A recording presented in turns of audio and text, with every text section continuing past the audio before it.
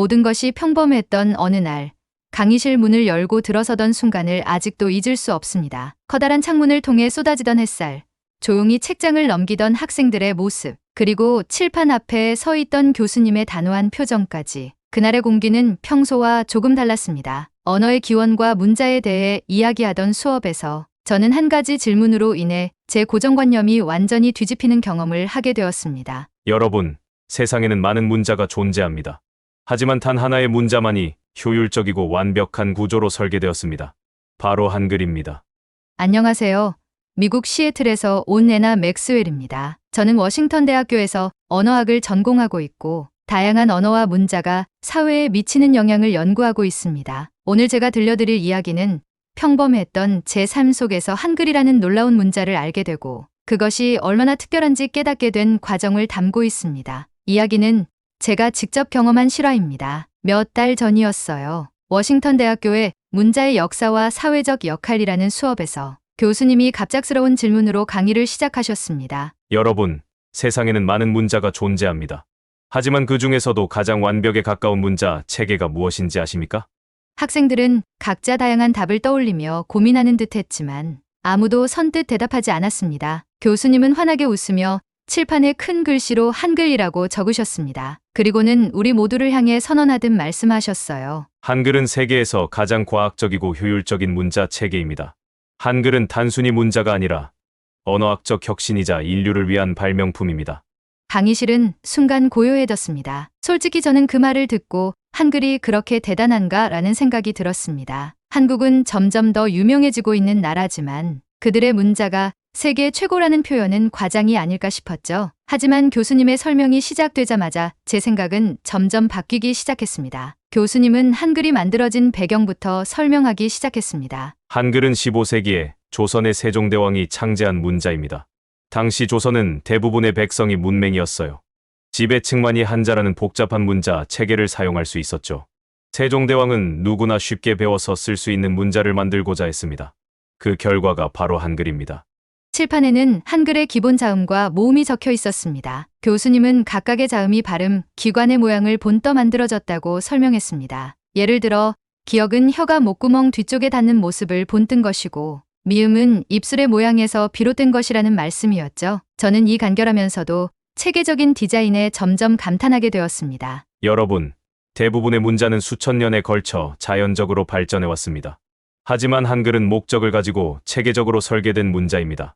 교수님은 한글이 단순히 소리를 나타내는 기호를 넘어서 그 철학적 기원까지 담고 있다는 점을 강조했습니다. 모음은 천, 지, 인을 상징하는 철학적 원리를 반영했습니다.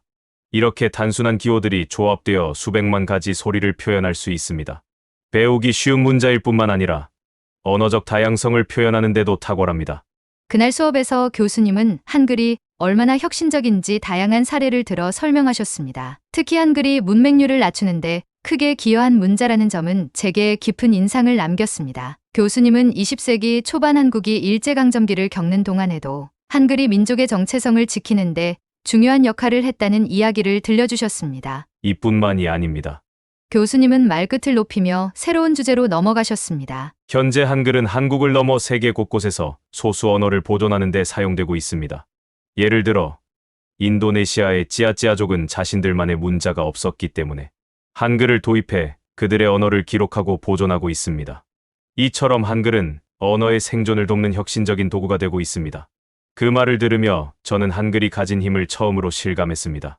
제가 사는 미국에서도 원주민 언어를 보존하려는 노력이 진행되고 있지만 문자 부족으로 인해 많은 어려움을 겪고 있거든요. 그런데 한글이 이 문제를 해결할 수 있는 해답이 될 수 있다니 정말 놀라운 발견이었습니다. 강의가 끝나고도 저는 한글의 구조와 철학에 대해 더 알아보고 싶은 마음을 멈출 수 없었습니다. 한글이 한국의 문자일 뿐 아니라 세계적으로도 가치 있는 문자라는 사실을 알게 된 것은 제게 큰 충격이었습니다. 그날 이후 저는 한글을 연구하기로 결심했습니다. 그리고 마침내 직접 한국을 방문해 한글과 한국 문화를 경험해 보기로 했습니다. 그 선택은 제 인생에서 가장 특별한 경험으로 이어지게 됩니다. 강의가 끝난 후에도 저는 한글에 대한 궁금증을 참을 수가 없었습니다. 교수님께 질문하러 다가가니 그는 환한 미소로 제 호기심을 반기며 추가 자료를 추천해 주셨습니다. 그는 한글이 어떻게 현대 한국 사회에서도 과학, 기술, 문학, 대중문화 전반에 걸쳐 큰 역할을 하고 있는지 이야기하며 한글이 단순히 문자가 아닌 하나의 문화적 상징이라는 점을 강조했습니다. 한글은 그 자체로 한국인의 사고방식과 철학을 담고 있어요. 세계 어디에서도 이런 문자를 찾기는 어려울 겁니다. 꼭 직접 한국에 가서 체험해 보세요. 언어는 사람과 삶을 이해하는 열쇠니까요. 교수님의 이 말은 제 마음을 움직였습니다. 강의실을 나오며 제게 떠오른 생각은 단 하나였어요. 한국에 가서 한글을 배우고 그 문화 속에서 살아보고 싶다. 단순한 학문적 호기심이 점점 깊어져 새로운 세계를 탐험해보고 싶다는 열망으로 변하고 있었습니다. 그날 밤 저는 한글과 관련된 다큐멘터리와 논문을 찾아 읽기 시작했습니다. 훈민정음 해례본이 유네스코 세계기록 유산으로 지정되었고 한글날이라는 특별한 공휴일까지 있다는 사실을 알게 되었을 때는 정말 놀랐습니다. 특히 훈민정음 해례본에 적힌 백성을 가르치는 올바른 소리라는 뜻은 저를 감동하게 했습니다. 단순히 지배층의 기록을 위한 문자가 아니라 보통 사람들 모두를 위한 문자를 만들겠다는 세종대왕의 의지는 정말 인류의 결정체처럼 느껴졌습니다. 그 후로 몇 주 동안 저는 한국에 대해 더 많이 알기 위해 준비했습니다. 한국어 초급 수업을 신청했고 한국의 역사와 문화를 다룬 책도 여러 권 읽었습니다. 제 계획은 단순히 여행을 떠나는 것이 아니라 한글이라는 문자가 어떻게 한국인의 삶 속에서 실질적으로 작동하고 있는지를 직접 체험하는 것이었습니다. 한글은 단순히 언어의 도구가 아니라 사람들이 자신을 표현하고 타인과 소통하는 방식이었습니다. 이를 통해 저는 한글이 왜 그렇게 특별한 문자로 평가받는지 조금씩 이해하기 시작했습니다. 그리고 드디어 한국으로 떠날 날이 다가왔습니다. 저는 이 여정이 단순히 학문적 탐구를 넘어 제 삶을 풍요롭게 할 것임을 느꼈습니다. 한국에 도착한 날, 공항에서부터 저는 한글의 매력을 다시 한번 느낄 수 있었습니다. 인천국제공항에 들어서자마자 제 눈을 사로잡은 것은 곳곳에 자리 잡은 한글 간판과 안내문이었습니다. 화려하면서도 정돈된 서체로 쓰인 환영합니다라는 문구를 보는 순간 제 마음속엔 묘한 설렘이 밀려왔습니다. 이 문자가 정말 그렇게 특별한가 하는 의문과 함께 직접 확인해보고 싶다는 열정이 더욱 강렬해졌습니다. 공항을 빠져나와 서울 시내로 향하는 고속도로에서도 한글은 끊임없이 제 눈에 들어왔습니다. 도로 표지판, 광고판, 심지어 지나가는 차량들의 스티커까지 어디를 봐도 한글이 자리 잡고 있었습니다. 저는 한국어를 아직 완벽히 읽을 수는 없었지만 단순한 글자 배열에서도 묘한 질서감과 조화를 느낄 수 있었습니다. 한국어 문장을 따라 읽으며 저도 모르게 한글을 익히고자 하는 마음이 더 강해졌습니다. 숙소에 도착해서도 한글은 저를 놓아주지 않았습니다. 방 안에 놓인 텔레비전을 켜자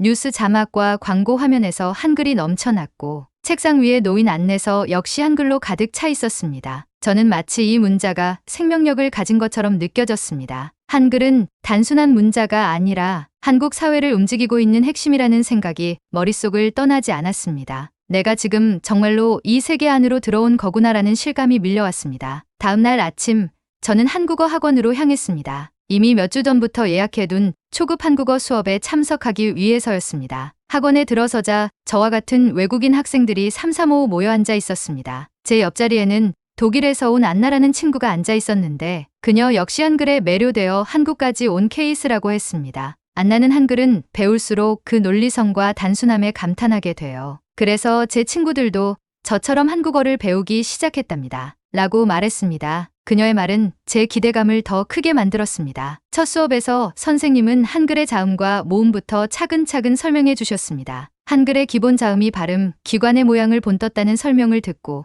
저는 다시 한번 놀라움을 느꼈습니다. 기역은 혀가 목구멍 뒤쪽에 닿을 때의 모양을 본떠서 만든 글자입니다. 선생님은 칠판에 기역을 그리며 이렇게 말씀하셨습니다. 그리고 미음은 입술이 닿는 모양을 본떴죠. 이처럼 한글은 소리와 글자가 직관적으로 연결되어 있어서 배우기 쉽답니다. 저는 속으로 감탄을 금할 수 없었습니다. 선생님은 모음의 구성 원리도 설명해 주셨습니다. 한글의 모음이 천, 지, 인을 상징하며 철학적 원리를 바탕으로 만들어졌다는 사실은 정말 놀라웠습니다. 단순히 발음을 적는 기호로만 생각했던 문자가 이렇게 심오한 철학과 구조를 담고 있다는 것은 제게 새로운 시각을 열어주었습니다. 저는 수업이 끝난 후에도 자음과 모음표를 손에서 놓을 수 없었고 매일같이 단어를 읽고 쓰며 한글을 익혀 나가기 시작했습니다. 며칠 후 저는 서울의 거리를 걸으며 한국인의 일상 속에서 한글이 얼마나 자연스럽게 녹아 있는지 체감할 수 있었습니다. 거리의 간판과 광고, 버스 정류장 안내문에서부터 마트에서 판매하는 물건의 포장지까지 한글은 단순한 정보 전달 도구를 넘어서 한국 문화의 일부가 되어 있었습니다. 특히 제가 감명받은 것은 한글이 예술적으로도 활용되고 있다는 점이었습니다. 카페의 메뉴판에는 독창적인 서체로 적힌 한글이 디자인 요소로 쓰이고 있었고, 길거리에 그려진 그래피티에도 한글이 등장했습니다. 한편의 그림 같기도 하고 조각 작품 같기도 한 한글의 모습에 저는 더욱 매료되었습니다. 단순히 언어로서의 기능만이 아니라 예술적 창의성까지 담아내고 있다는 점에서 한글은 제가 생각했던 것보다 훨씬 더 깊고 넓은 가능성을 가지고 있었습니다. 또한 저는 사람들이 한글을 통해 자신을 표현하는 다양한 방식을 관찰하며 이 문자가 한국 사회에 얼마나 깊이 뿌리내리고 있는지 깨달았습니다. 한국어로 작성된 문장들 속에서 사람들의 감정과 생각이 어떻게 녹아나는지를 보며 한글은 단순한 기호가 아니라 한국인의 삶과 정체성을 형성하는 중요한 요소라는 생각이 들었습니다. 한글의 실용성과 창의성에 감탄하면서도 저는 한글이 가진 사회적 역할에도 주목하게 되었습니다. 한글이 누구나 쉽게 배울 수 있도록 설계되었다는 사실은 제가 느끼기에 단순한 편리함 그 이상이었습니다. 그것은 모든 사람에게 읽고 쓸 수 있는 기회를 제공하고 문맹이라는 장벽을 낮추는 데 기여해 왔습니다. 이는 단순히 문자를 넘어선 인류의 구현이라고 느껴졌습니다. 한글을 배우는 과정에서 저는 그것이 한국 역사와 문화의 중심에 어떻게 자리 잡고 있는지 점점 더 깊이 이해하게 되었습니다. 그리고 그것은 단지 언어를 넘어 제가 한국을 새롭게 보고 느끼게 만든 계기가 되었습니다. 한글은 단순히 문자 체계를 넘어 한국인의 사고방식과 철학, 그리고 그들이 세상을 바라보는 방식을 담아낸 창입니다. 이 문자를 배우는 것은 마치 새로운 세계로 들어가는 열쇠를 손에 쥔 것 같았습니다. 한글을 배우고 익혀가던 제게 가장 놀라웠던 순간은 단순히 읽고 쓰는 능력을 넘어서 그 안에 담긴 세심한 배려와 철학을 체감했을 때였습니다. 한국에서 보낸 시간 동안 저는 한글이 가진 사회적 의미를 더 깊이 느끼게 되었습니다. 어느 날 학원에서 수업을 마친 후 길거리를 걷던 중 작은 서점을 발견하게 되었습니다. 호기심에 들어가 보니 서점 한쪽 벽에 한글로 가득 찬 문구들이 전시되어 있었습니다. 어떤 문장은 시처럼 아름다웠고 어떤 글귀는 심오한 메시지를 담고 있었습니다. 한국어를 조금씩 읽을 수 있게 된 저는 천천히 그 문구들을 따라 읽기 시작했습니다. 모두가 읽고 쓰는 세상을 꿈꾸다. 이 문구를 읽으며 저는 한글이 단순히 문자 체계로서의 역할을 넘어 사회적 평등을 위한 도구로 기능하고 있다는 점을 다시 한번 깨달았습니다. 그날 밤 숙소로 돌아와 인터넷에서 한글과 관련된 역사적 사례를 찾아보았습니다. 그중 가장 인상 깊었던 것은 세종대왕 문해상에 대한 이야기였습니다. 유네스코가 한글을 창제한 세종대왕의 정신을 기리며 문맹 퇴치에 공헌한 개인이나 단체에 수여하는 이 상은 한글이 단순히 한국의 문자를 넘어 세계적인 상징으로 인정받고 있다는 증거였습니다. 한국의 문자가 지닌 가치는 체계가 전 세계에서 더 많은 사람에게 배움과 소통의 기회를 제공할 수 있다는 가능성에서 나온다는 생각이 들었습니다. 또한 한글이 소수 민족 언어를 기록하는 데 사용되었다는 사례도 저를 감동하게 했습니다. 교수님께서 수업 중 말씀하셨던 인도네시아 찌아찌아족의 이야기를 떠올리며 저는 문자를 가진다는 것이 한 민족과 문화의 생존에 얼마나 중요한지 새삼 깨닫게 되었습니다. 이처럼 한글은 단순히 정보를 전달하는 수단을 넘어 사람들이 자신들의 정체성을 보존하고 더 나아가 세상과 연결될 수 있는 다리를 놓아주는 역할을 하고 있었습니다. 한국에서의 시간이 지날수록 저는 한글의 실용성뿐 아니라 그 깊은 문화적 가치에 완전히 빠져들었습니다. 카페에서, 서점에서, 심지어 길거리 광고판에서조차 한글은 매 순간 저에게 새로운 영감을 주었습니다. 매일 아침 눈을 뜨면 한글의 새로운 면모를 발견하고 또 그것이 제 삶에 어떻게 스며드는지 경험하는 일이 즐거웠습니다. 그리고 어느 순간 한글을 배우는 것이 단순히 언어를 익히는 학습의 차원을 넘어 이 문자가 가진 아름다움과 철학을 제 것으로 만드는 여정이 되고 있음을 느꼈습니다. 한글은 제게 있어 단순한 문자가 아니라 한국이라는 나라와 그 안에서 살아가는 사람들을 이해하는 열쇠였고 새로운 문화를 발견하는 여정 그 자체였습니다. 이 경험을 통해 저는 한 가지 확신을 가질 수 있었습니다. 한글은 단순히 문자로서의 가치를 넘어 세상을 이해하고 연결하는 도구라는 점에서 진정으로 특별한 존재입니다. 한국에서의 시간이 흘러갈수록 한글은 저에게 단순히 학문적 호기심의 대상이 아니라 일상의 중심이 되어가고 있었습니다. 그 문자를 통해 한국 사회를 관찰하고 이해하는 과정은 매일 새롭고도 흥미로웠습니다. 특히 한글이 단순히 효율적인 문자 체계를 넘어 한국인의 정체성과 사고방식까지 반영하고 있다는 점을 체감할 때마다 더욱 감탄하게 되었습니다. 어느 날 한국 친구들과 함께 작은 전통시장에 가게 되었습니다. 시장 한쪽에는 다양한 간판과 손으로 쓴 안내문들이 즐비했는데 모두 한글로 작성되어 있었습니다. 한글의 정갈한 디자인과 손글씨 특유의 따스함이 어우러져 시장 전체가 마치 살아 움직이는 것 같았어요. 상인들 중 한 분이 손글씨로 작성된 따끈따끈 오늘 아침 떡이라는 문구를 보고 웃으며 말씀하셨습니다. 한글로 적으면 뭔가 더 정겹지 않아요? 그 말을 듣고 보니 정말 그랬습니다. 손글씨로 쓴 한글은 단순한 정보 전달을 넘어 사람과 사람을 이어주는 감성적인 연결고리로 느껴졌습니다. 이 경험은 저를 더욱 깊은 생각에 잠기게 했습니다. 한글은 단순히 읽고 쓰는데 그치지 않고 사람들 사이에 유대감을 형성하는 중요한 도구였던 겁니다. 글자 하나하나가 누군가의 마음을 담고 또 그 마음이 다른 누군가에게 전달되며 작은 공감과 연결을 만들어내고 있었습니다. 제가 한국어를 배우며 점점 익숙해지는 동안 한글은 제게도 같은 방식으로 다가오고 있었습니다. 제가 쓰는 서툰 한글 글씨가 한국 친구들에게는 신기하고 사랑스럽게 느껴진다는 이야기를 듣고는 한글이라는 문자의 힘이 단순한 학습을 넘어 사람들 사이의 따뜻한 교류까지 가능하게 한다는 사실을 다시금 깨달았습니다. 이후 저는 서울 시내의 한 작은 도서관을 방문할 기회가 있었습니다. 그곳에서 한국의 어린이들이 한글을 배우는 책들을 발견했는데 그 내용은 단순히 글자를 외우는 수준이 아니라 글자 속에 담긴 이야기와 창의성을 강조하는 것이었습니다. 한글은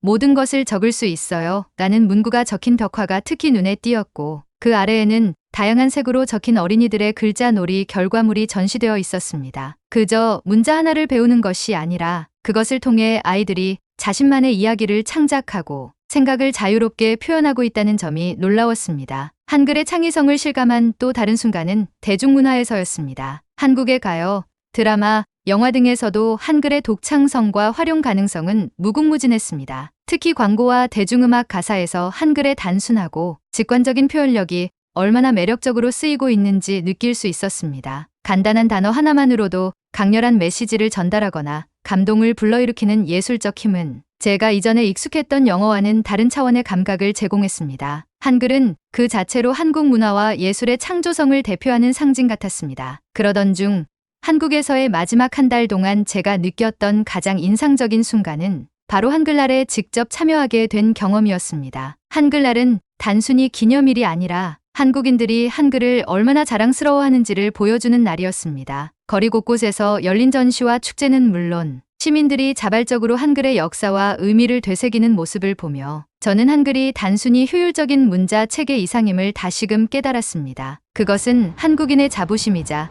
세상을 향한 그들의 메시지였습니다. 제게 한글은 더 이상 연구해야 할 언어학적 대상을 넘어서 문화와 사람, 그리고 사회를 이해하는 창이 되었습니다. 한글은 단순히 글자를 쓰고 있는 문자가 아니라 그 안에 담긴 배려와 철학, 그리고 창조성이 살아 숨쉬는 특별한 존재였습니다. 한국에서 한글을 배우고 경험하며 저는 한글이 왜 세계적으로 주목받는 문자인지, 그리고 그것이 왜 단순한 문자를 넘어 한국의 정신을 대변하는 상징이 되었는지를 온몸으로 느낄 수 있었습니다. 한국에서의 시간이 끝나갈 무렵, 저는 한글을 통해 배운 모든 것을 마음에 품고 떠날 준비를 했습니다. 한국에서 배운 한글의 가치와 철학은 단순히 언어학적인 성취로만 남지 않았습니다. 그것은 제가 세계를 바라보는 방식을 새롭게 열어준 도구였고, 앞으로도 계속 탐구하고 싶은 끝없는 영감의 원천이 되었습니다. 한국에서 떠나는 날, 공항으로 향하는 길에 저는 창밖을 바라보며 그동안 한글을 통해 경험했던 모든 순간을 되새겼습니다. 처음에는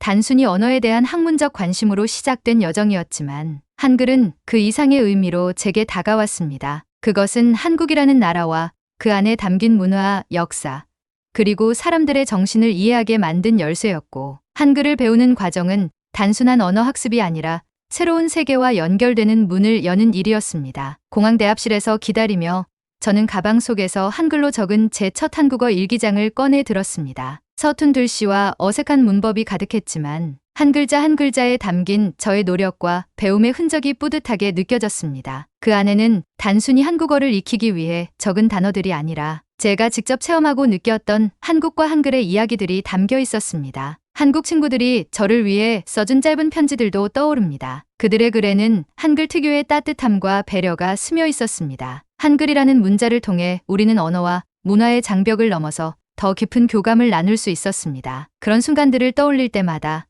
저는 한글이 단순한 문자를 넘어 인간 사이의 다리를 놓아주는 도구라는 사실을 더욱 실감할 수 있었습니다. 비행기에 올라타며 저는 결심했습니다. 한국에서 배운 한글과 그 가치를 제 고향인 미국에서도 전파해야겠다고요. 한글은 단순히 한국을 대표하는 문자가 아니라 언어적 다양성과 인간의 창의성을 상징하는 중요한 유산이기 때문입니다. 저는 미국에 돌아가서도 한글 공부를 멈추지 않을 것이며 주변 사람들에게도 그 아름다움과 독창성을 알려줄 계획이었습니다. 비행기가 이륙할 때 창밖으로 보이는 한국의 풍경은 점점 작아졌지만 제 마음속에 새겨진 한글의 의미는 더욱 선명해졌습니다. 한글은 제게 단순한 학문적 발견이 아니라 새로운 문화를 이해하고 받아들이는 방법을 가르쳐 주었습니다. 그리고 그 과정에서 저는 세상에 존재하는 또 다른 아름다움과 가능성을 발견할 수 있었습니다. 이 여정을 통해 깨달은 것은 단순합니다. 한글은 단순히 한국의 글자가 아니라 세계와 사람을 연결하는 특별한 언어입니다. 한국에서의 경험은 제 삶을 바꿨고